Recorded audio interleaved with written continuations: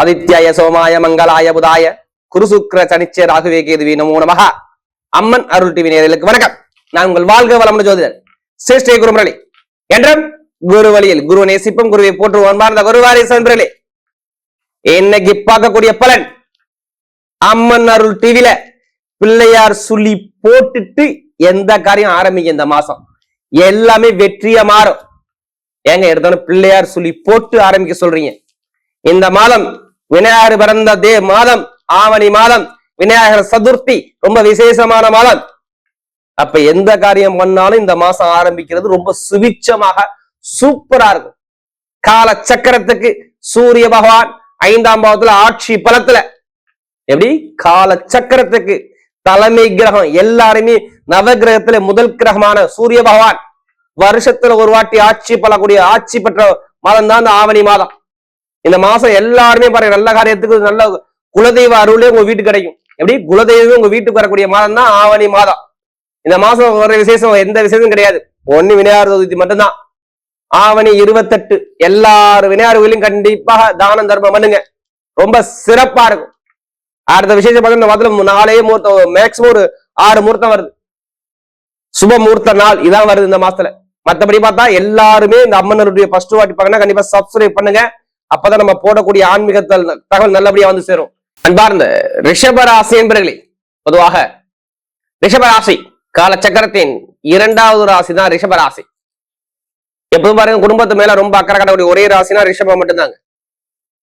எப்படி ஒரு தன்னம்பிக்கையான குணம் ரிஷபராசியை பொறுத்தவரை சூப்பரா இருக்கு. ஒரு விஷயம் முடிவு பண்ணிட்டாங்கன்னா பின்வாங்க மாட்டாங்க ரிஷபராசிக்காரங்க. நல்ல கற்பனையான குணம், திறமையான குணம் இந்த ரிஷபத்துக்கு மட்டும் நிறைய இருக்கும். ஏன்னா இது கால சக்கரத்தில் 2வது ராசி ரிஷபம்.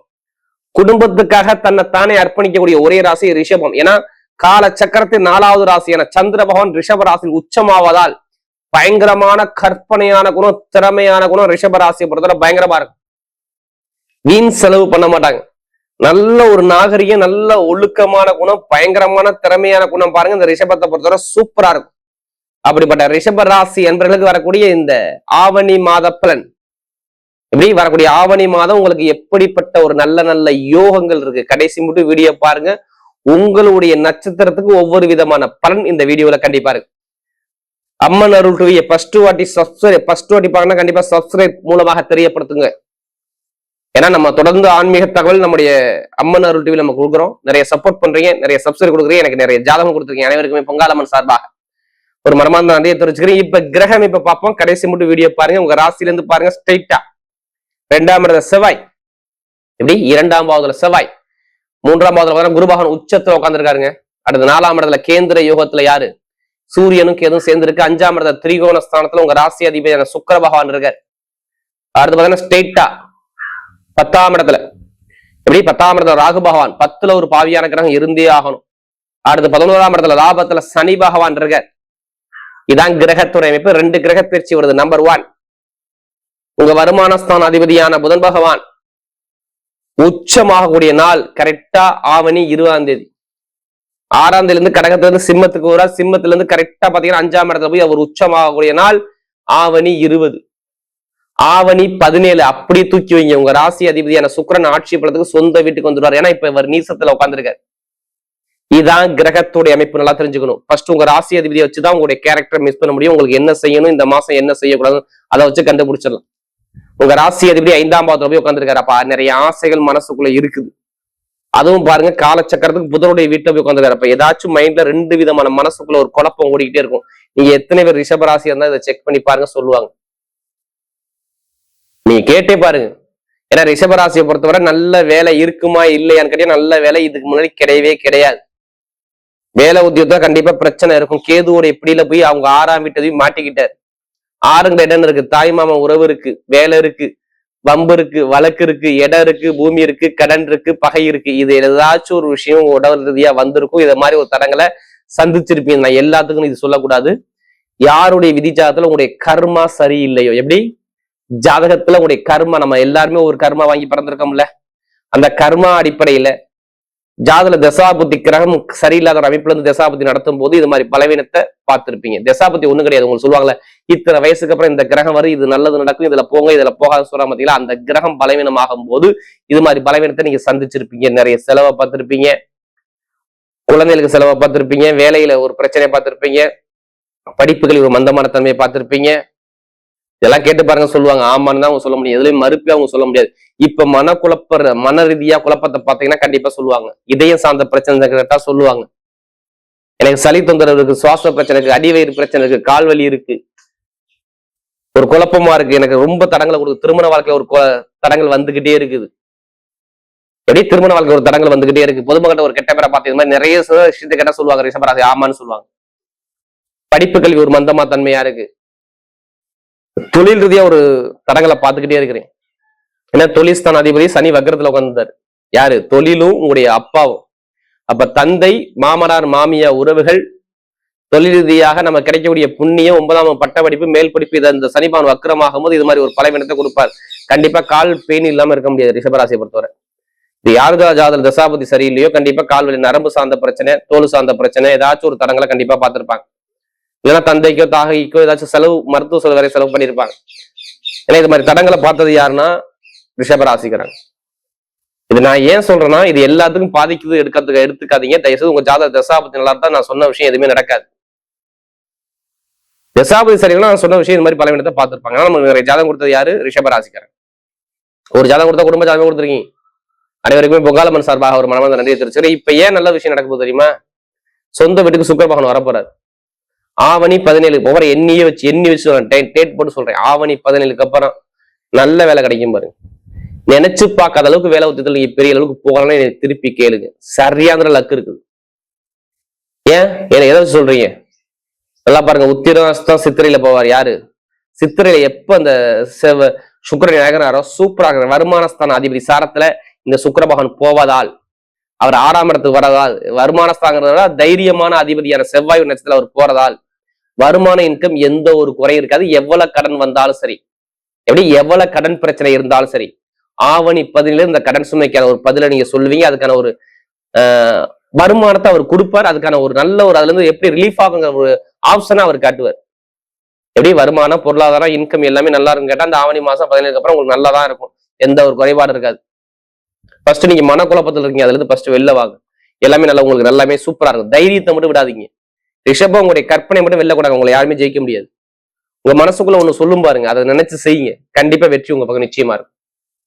அதே மாதிரி பாருங்க, வேலை கிடைக்காம வேலை உத்தியோகம், வெளிநாட்டு வேலை பார்க்கறாங்க, வெளியூர்ல வேலை பார்க்கறாங்க, வேற கண்ட்ரி விட்டே கண்ட்ரி மாறுவீங்க. அதுக்கான ஆப்ஷன் சூப்பரா இருக்கும். வேலைக்கான அதிபதி யார்? சுக்கிர பகவான் தான் எடுக்கணும், வேற யாரையும் பார்க்க கூடாது. அவர் 6ஆம் இடத்துக்கு போயிட்டாரா சூப்பரா இருக்கும். எப்படி தலைமை பொறுப்பு தேடி வரும். ஏன் தலைமை பொறுப்பு தேடி வரும்? தலைமை பொறுப்பு யாரை பார்க்கணும்? சூரியபானம் பார்க்கணும். சூரியபானம் ஆட்சி பலத்தை எங்க இருக்காரு? 4ஆம் இடத்துல எங்கே பாக்குறாரு அவரு? ஸ்ட்ரைட்டா 10ஆம் இடத்தை பட்டம், பதவி, புகழ், அந்தஸ்தானத்தை பாக்குறாரு. அப்ப தலைமை பொறுப்பு தேடி வரும் நான் சொல்லணும். வெளிநாடு வேலை பார்க்கறவங்க, வேற கண்டி விட்டு கண்டி மாறவங்க, விசா பிரச்சனை, சொந்த குடியுரிமை பிரச்சனை எல்லாமே சரியாகும். யாருக்கு? ரிஷபராசியை பொறுத்தவரை அதுக்கான ஆப்ஷன் இருக்கு. காதல் திருமணம் சக்சஸ் ஆகும் சொல்லுங்க. 2வது திருமணம் நடக்கும் சொல்லுங்க. திருமண வாழ்க்கைக்கு அவர் எந்த தரங்கும் கொடுக்க மாட்டாரு. ஏன்னா திருமணஸ்தான அதிபதியான செவ்வாய் பகவான் நேராக 2ஆம் இடத்துல குடும்பஸ்தானத்தில் இருப்பதால் கணவன் மனைவி ஒற்றுமை நல்லா இருக்கும். படிப்பு கல்வி நல்லா இருக்கும். நிறைய பேருக்கு கணவனுக்கும் மனைவி யாருக்காச்சும் அரசாங்க வேலை வரப்போது கண்டிப்பா 100% அரசாங்க வேலை கிடைச்சே தீரும். இது யாராலையும் மாற்ற முடியாது. ஏன்னா 4ஆம் இடத்துல சூரியன் பலமா இருக்கிறார். 1 அரசாங்க கிரகம். சூரியன் போகக்கூடிய நட்சத்திரம் என்ன? மகம், பூரம், உத்திரம். எப்படி பார்த்தாலும் பூரத்துல போயிட்டாருன்னா கண்டிப்பா அரசாங்க வேலையை கொடுத்துருவாரு உங்களுக்கு. எப்படி பூர்ணத்துல எப்ப போறாரு? கரெக்டா பாத்தீங்கன்னா கரெக்டா ஆவணி 14ஆம் தேதிக்கு அப்புறம் பூரத்துல உள்ள இறங்குவாரு. பூர நட்சத்திரம் யாரோட நட்சத்திரம் தெரியுமா? உங்க ராசி அதிபதி நட்சத்திரம். ஏன் உங்களுக்கு எல்லாமே ஆதாரத்தோட சொல்றேன். இந்த கிரகம் இந்த நட்சத்திரம் போகும்போது இங்க அரசாங்க வேலை கொண்டாட போகுது. கொஞ்சம் தூரத்துல அரசாங்க வேலை கிடைக்கும். அரசியல், அரசாங்கம் ரெண்டுக்குமே சரி சூப்பரா இருக்கும். அதே மாதிரி கணவன் மனைவி ஒற்றுமை நல்லா இருக்கும். அதே மாதிரி உங்களுடைய உடம்பு ஆரோக்கியத்தை பத்தி, ஹெல்த்தை பத்தி கவலை. ரொம்ப ஹெல்த் மருத்துவ செலவு பண்ணிருப்பீங்க, பண்ண மாட்டீங்க. தொழில் புதுசா பண்றக்கூடிய நபர்கள் ஜாதக தசாபதி தொழில் ஸ்டார்ட் பண்ணி பாருங்க. இப்ப நல்ல ஒரு மாற்றம் கண்டிப்பா உண்டு. பெண்களுக்கு மிகப்பெரிய வெற்றியை கொடுத்துருவார். அதே மாதிரி பாருங்க, மெயினா ரிஷபராசி வந்தாவே அந்த ஐடிஐ ஃபீல்ட் நிறைய இருப்பீங்க. அடுத்து மருத்துவத்துறை நிறைய இருப்பீங்க. அடுத்து உணவுத்துறையில நிறைய இருக்கணும். அடுத்து எலக்ட்ரிக்கல் ஃபீல்ட்ல நிறைய இருக்கணும். இடம் வாங்கி விற்கிறது பண்றதெல்லாம் நீங்க நிறைய இருப்பீங்க. நீங்க கேட்டு செக் பண்ணி பாருங்க, கண்டிப்பா சொல்லுவாங்க ஆமான்னு. இந்த துறை எல்லாமே இயங்க போது எந்த இதுக்கும் பயப்படாம தைரியமா இருக்கு. இந்த ஆவணி மாசம் உங்களுக்கு எல்லாமே நல்லது நடக்கக்கூடிய நாள் ஆவணி 17. உங்க தலையெழுத்து மாறக்கூடிய நாள் ஆவணி 17. மறந்துடக்கூடாது. நிறைய ஒரு மாற்றம் தேடி வருது. இப்ப எடுங்க லாட்டரி சீட்டை, நீ எடுத்தா கண்டிப்பா அடிச்சிருக்கணும், இப்ப அடிக்க போகுது. என்னன்னு சொல்லுங்க. ஏன்னா சனி பகவான் பாக்குறாரா? 11ஆம் இடத்துக்கு யார் பாக்குறது? இந்த குரு பகவான் பாக்குறாரா? இந்த சுக்கிர பகவான் நேரம் 11ஆம் இடத்தை பாக்குதா? அப்ப லாட்டரி வருமா வராதா? ஜாதகத்தை பார்த்து தசாபதியை பார்த்து லாட்டரி எடுத்தா கண்டிப்பா 100% லாட்டரி யோகம் அடிச்சே தரும். இது யாராலையும் மாத்த முடியாது. அந்த அளவுக்கு நல்ல ஒரு ஜாக்பாட் யோகம் உங்களுக்கு இருக்குது. ஜாதக பார்த்து முப்பனா வெற்றி உங்க பக்கம் நிச்சயம். படிக்கக்கூடிய மாணவர்கள் படிப்புகளை பத்தி எந்த ஒரு கவலையும் படாதீங்க. படிப்புகளையும் உங்களுக்கு எப்போதுமே மீன் ஆகாது. அந்த அளவுக்கு கல்வி ஸ்தானாதிபதி சூரியனோட சேர்ந்து புதாதித்ய யோகத்துல, ஆட்சி பெற்ற புதாதித்ய யோகத்துல சூப்பரா உட்காந்துக்க. அப்பா சொத்து தாத்தா சொத்துல உள்ள வழக்குகள் சரியாகும். எப்படி பூர்வீக சொத்துல சொல்றேன். இடம் பூமி விற்க முடியாது, வீடு இடம் வாங்குவீங்க, விற்க முடியாது வீடு இடத்துல போல கேசு பிரச்சனை எதுவுமே சரியாகும். எல்லாமே நல்ல ஒரு மாற்றமாக இந்த ஆவணி பிறக்குது. 17க்கு அப்புறம் உங்க தலையெழுத்து மாறுது. பாத்து பெண்களுக்கு மிகப்பெரிய வெற்றியை கொடுத்துருவாரு. இப்ப நட்சத்திர படத்துக்குள்ள போயிருவோமா? முதல்ல என்ன வருதுல கார்த்திகை நட்சத்திரம் எதுக்குமே கவலைப்படாதீங்க. இந்த மாசம் எல்லாமே உங்களுக்கு நல்லது மட்டும் தான் இருக்கும். கெட்டதுக்கான விஷயம் நான் சொல்லவே மாட்டேன். ஏன்னா அந்த அளவுக்கு கிரகம் நல்லா இருக்குது. எப்படி அந்த அளவுக்கு கிரகம் நல்லா இருக்குது. இதுக்கு முன்னாடி பாருங்க 4ஆம் இடத்துல போய் இந்த சூரியன் இருந்தார். 5ஆம் இடத்தை விரயம் பண்ணார். அப்போ மனக்குழப்பம் நிறைய இருந்துச்சா? குழந்தைகள் எதுவும் செலவு பண்ணீங்களா? பூர்வீக சொத்து பூர்வீக இடத்துல ஒரு பிரச்சனை வந்துச்சா? அதெல்லாம் கேட்டீங்கன்னா சொல்லுவாங்க. நிறைய விரைய செலவு நிறைய பாத்தீங்கன்னு கேட்டா சொல்லுவாங்க. கடகராசி இருக்கும்போது நல்ல ஒரு குழப்பம், தடுமாற்றம், கரெக்டா ஒரு முடிவு எடுக்க முடியாத ஒரு குழப்பத்துல இருப்பீங்க. வேலை, உத்தியோகம், படிப்புகள் எல்லாரும் ஒரு மந்தமான தன்மை கொடுத்துருக்கும். ஏன்னா ஆவணி மாசம் கரெக்டா பறக்கும் போது பாருங்க சூரிய பகவான் நேரம் ஆட்சி பலமா இருக்கும்போது கண்டிப்பா இங்க நல்ல ஒரு மாற்றம் வரப்போகுது. காதல் திருமணம், 2வது திருமணம், திருமணத்தோட தடை, படிப்பு கல்வி, வேலை உத்தியோகம், வெளிநாடு வெளியூர் எல்லாமே சூப்பரா இருக்கும். நினைச்ச காரியத்தை அடிச்சு தூக்குவீங்க. அந்த அளவுக்கு யோகம் இருக்கு. யார் கார்த்திகை பங்கு, அரசியல், அரசாங்கம் எல்லாமே சூப்பரா இருக்குங்க. படிப்புகள் எல்லாமே நல்ல ஒரு மாற்றத்தை கொடுப்பாரு. அடுத்த ரோஹிணி நட்சத்திரம். ரொம்ப அன்பான குணம், பாசமான குணம், அனுசரிச்சு போகணும், தன்மையான குணம், ஒழுக்கமான குணம், திறமையான குணம் எல்லாமே சூப்பரா இருக்கும். கவலைப்படாத ரோஹிணி நட்சத்திரம் பிறந்த எல்லாத்துக்குமே டைம் சூப்பரா இருக்கும். படிப்புகள் நல்லா இருக்கும், வேலை உத்தியோகம் நல்லா இருக்கும், வெளிநாடு யோகம் நல்லா இருக்கும், வெளியூர் யோகம் இருக்கும், தொழில் உத்தியோகம் நல்லா இருக்கும். எல்லாமே நல்ல ஒரு அமைப்பா சூப்பரா அமைச்சு கொடுக்காது. எந்த ஒரு கெட்டது மேக்ஸிமம் நடக்காது. ஏன் ரோஹிணி நட்சத்திரம் ஏன் நல்லா இருக்கும் சொல்றேன் தெரியுமா? அங்க குரு உச்சமா உட்காந்துருக்காரு. அப்ப வெளிநாடு வெளியூர், படிப்பு கல்வி, கற்பனை, இசை, கலைத்துறை, உணவுத்துறை எல்லாமே நல்லா இருக்கும். ஆசிரியர் வேலை பார்க்கறவங்க, பேங்க்ல வேலை பார்க்கறவங்க எல்லாருக்கும் நல்ல ஒரு மாற்றம் தேடி வரும். அடுத்து மிருகசீரிடம்.